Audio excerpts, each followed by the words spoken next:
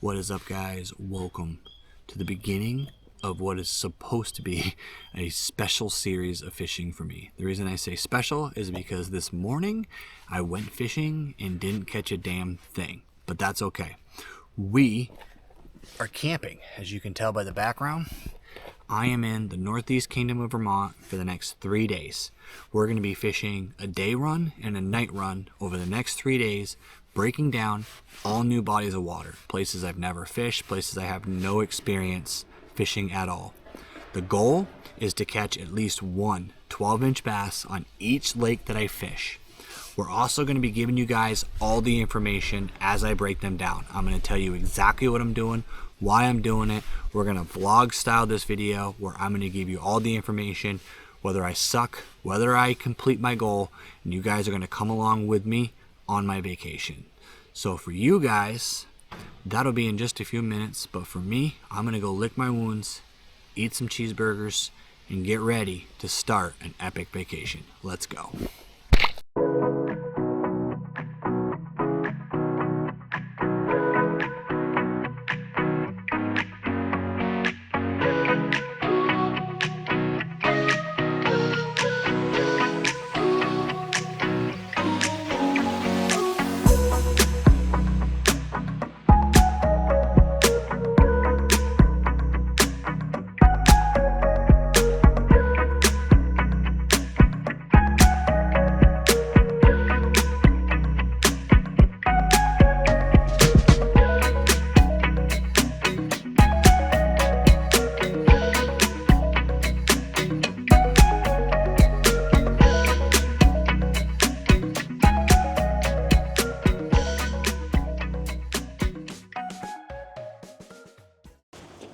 And just like that, we are on the water, guys. So a little movie magic there for you. We are starting our trip out, we'll say trip because I failed that first lake, with a small 200-acre pond. It's one that was recommended to me by one of my co-hosts on the Spawn podcast. And I'm gonna say, first impressions, this place looks really cool. It has a lot of shoreline timber. Looks like it's pretty much surrounded by trees. I do see patches of grass, so that has me excited as well. The plan is to start slow. I want to try to really accomplish my goal early. I want to try to accomplish getting a small fish, 12 inches, and just check off that box and then go head hunting and try to see if I can find the biggest fish possible. In the spirit of trying to accomplish as many lakes as I can over this trip, I am setting myself on a time limit. So we are here, it's about 6:30 in the morning. And my goal is to fish till about noon. I want to stop at noon, head home, eat some lunch, hang out in my campsite for a few minutes, and then we're going to move on to another pond for a night fish. And we're going to do the same thing on the next 2 lakes as well. But for right now, we're going to start things off with a wacky rig. We're going to cast up some grass edges, some weed edges right here. And we're going to see if we can find a fish and get on this trip and get this success checked off early. Ooh, that's a fish. Okay. Oh, no. Damn it. Wow, that felt good too.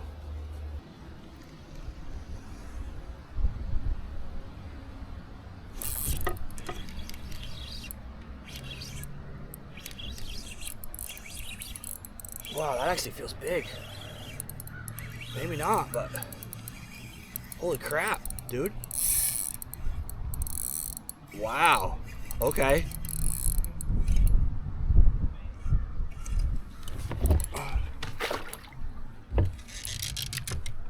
What is going on here? Where am I hooked into?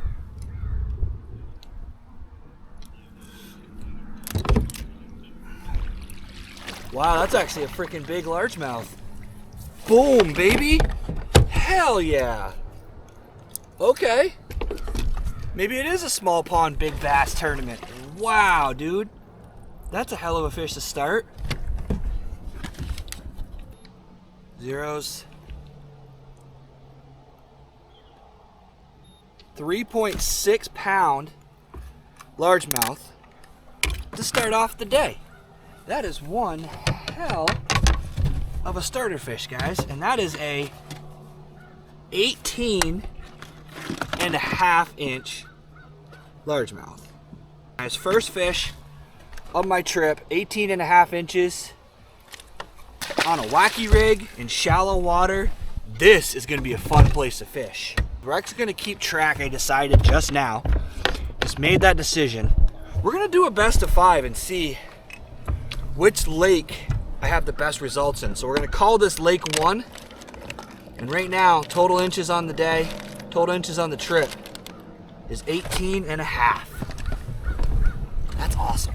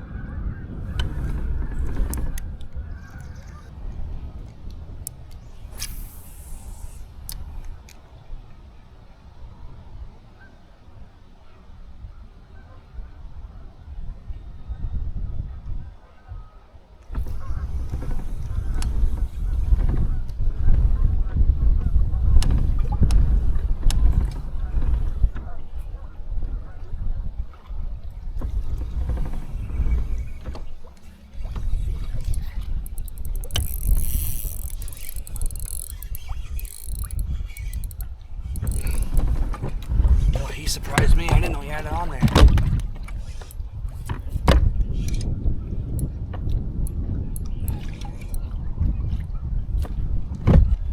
Okay, okay. This place has got some big fish in it, man. That's freaking awesome.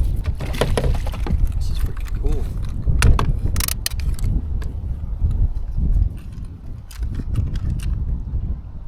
Zero that out. Another 3.6 pounder.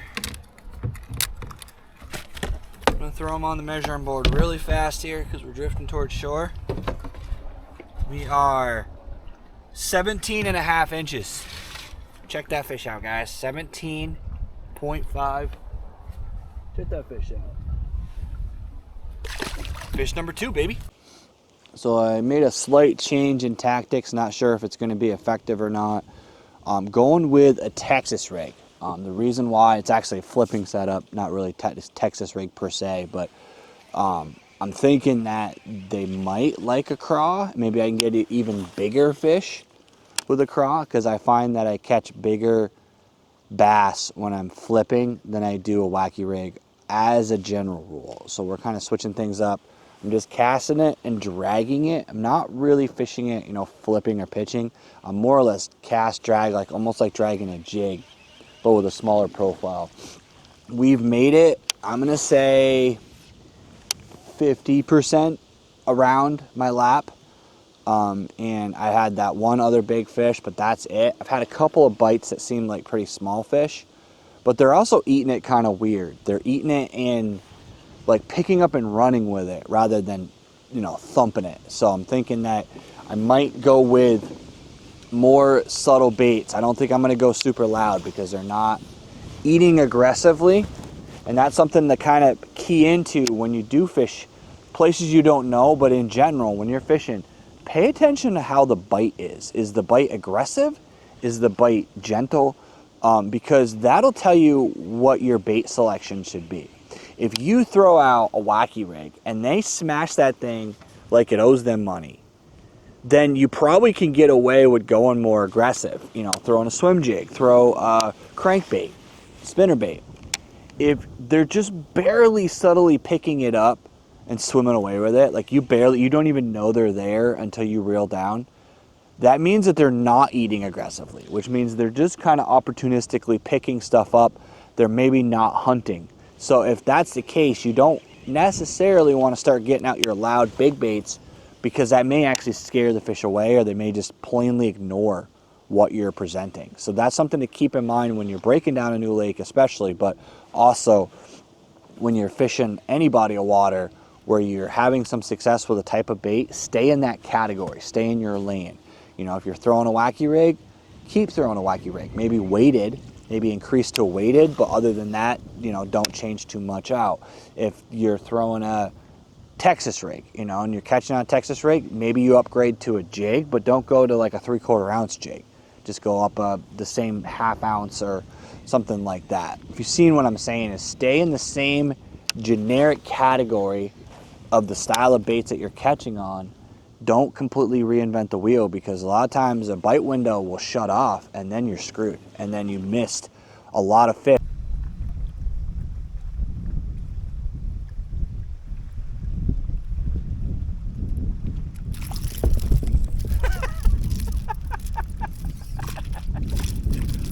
Wow. I hope I got that on the back camera. That was freaking hilarious. He hit that. He jumped out of the water to get that. All right, guys. So we have changed tactics a little bit. We are sitting in about 5 feet of water, kind of off the bank. I haven't really had a lot of success on the bank since those last 2 fish. And the wind picked up quite a bit. We have quite a bit of wave, a lot of chop on the water, a little bit more turbulent. So I opted to go with chatterbait. I threw a jointed swim bait for a little bit. Probably gonna throw a spinner bait and probably crankbait. May pull the swim jig out when I get in the grass. But point is, bigger profile, a little bit more thump in the water, a little bit more drawing power because of the conditions. And that's something that a lot of people, I don't think about when they're fishing is, oh, I'm catching fish on this bait, and Mike said if they're catching on the wacky rig, then don't go to a big loud bait. Well, that applies if the weather stays the same. If the conditions change, you have to kind of adapt with the environment. But unfortunately, so far, it hasn't produced any results. I did have one gigantic blow up when I was burning a wacky back to the boat, and I want to show you guys up here.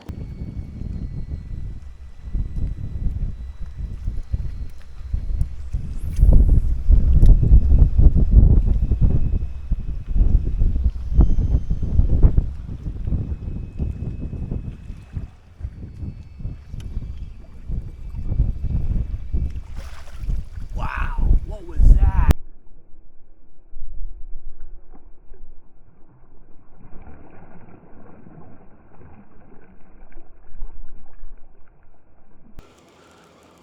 And that was moving it across the surface. So I even tried going with some top water, because that fish came right out of the water when I was just ripping it back.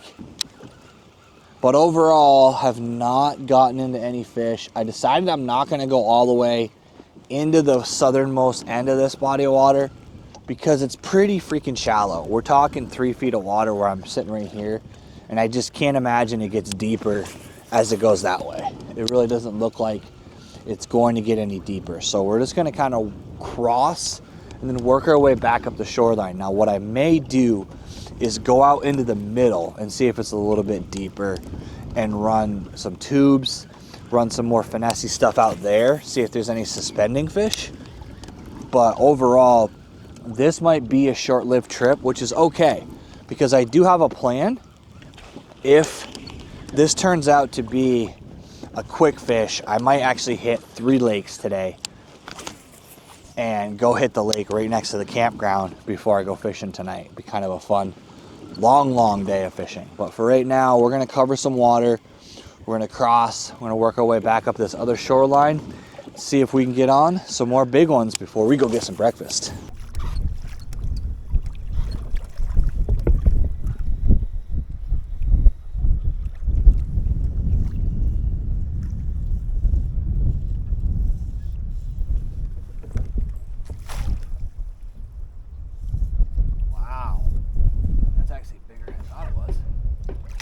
Buddy, hell yeah. So that bait was a custom color. It's one that I had designed for me. It's mimicking a bait that I've had a ton of tournament success on, but look at that color right there. That one right there was made by Stoneman & Sons. He hooked me up, got me a couple of them. I actually got a lipless in that same color as well. It's a pattern that I've had so much success in another bait, but unfortunately they discontinued that color. They don't make it anymore. I still have the other bait that I've had success on, but I needed to have some backups because I live where there's pike and pickerel and you can lose baits pretty fast. So I wanted to have a couple more just in case something bad happens to it. And that right there was proof that it has the same success that my other bait does. So it's pretty cool to be able to get someone that can just mirror a bait that you like and you just can't get anymore. And that's honestly something I highly recommend, especially if you're fishing places that are highly pressured, is you can get custom baits made, have your own little personal tweaks made to it. And I'm telling you, it's a huge advantage. I think that was grass, but it felt like a bite, because you're able to get something that no one else has and stand out. I don't think fish have seen this pattern on a square bill, so they may be a little bit shocked when they get hooks in their mouth because they're not expecting it to be fake.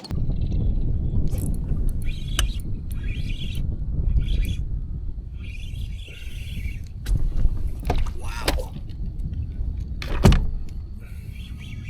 Get out of that reef. Here, bud. Smallest one of the day. 12 and a half. What is going on with this drive?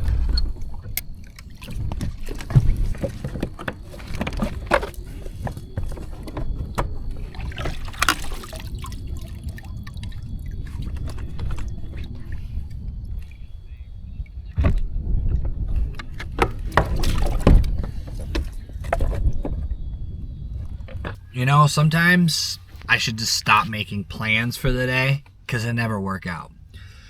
So I went up the shoreline and I ended up fishing for about another 45 minutes after we just talked. And something happened. I don't know what was going on, but my drive started making, like, it was resistant, it was wobbly, it was squeaky. Didn't really like it. Did not feel good. So I ended up going back, paddling back to the boat ramp, and I tore it down as much as I could. I really couldn't do a lot because I don't have all the proper tools to pull the crank arms off and take the whole thing apart like I should. It's funny because I literally thought maybe I should throw all those in my truck just in case, and I just didn't. So I disassembled it enough to realign the gears and everything. I happen to have my grease gun in my truck, so I greased the crap out of it. And I decided, you know what? Screw it. To make myself feel better, we're gonna go get some pizza. So I'm checking out, I'm gonna show up this place called Pie and Pasta Company right here in town. I ended up getting some gas, ended up stopping and ordering myself a nice pulled pork, ladies and gentlemen, barbecue pulled pork pizza. So what I'm gonna do is I'm gonna eat this pizza, feel better about the fact that my drive is being a pain in the ass again, and then you guys will see me in the next episode on the lake I'm gonna fish tonight. I wanna thank you guys for coming along with me. I really appreciate you taking time to watch this video. If you haven't already, hit that like, hit that subscribe, and as always, let's get out there, catch more fish.